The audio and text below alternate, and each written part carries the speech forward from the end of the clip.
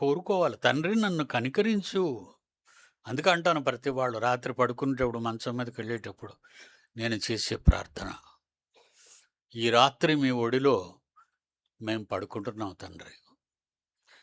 నీకిష్టమైన వారు. ఆ మాట అంటానండి ఎప్పుడు. నీకిష్టమైన వారు తండ్రి. నీకిష్టమైన వారు.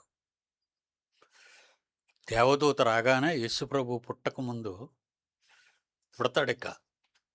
ఆ టైంలో దేవదూతలు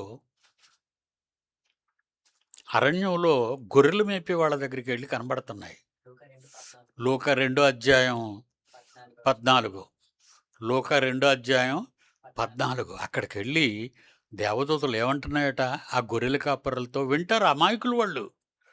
నువ్వు హై నాలెడ్జ్ ఉందనుకో, నువ్వు చెప్పావు మేము విన్నాంలే అంటారు. లేదంటే ఆయన మమ్మల్ని టార్గెట్ చేసేసాడు, ప్రభాకరన్ పిల్లేలాగా మమ్మల్ని చంపేస్తాడు అనుకుంటారు. ఇదెక్కడ గొడవరా బాబు.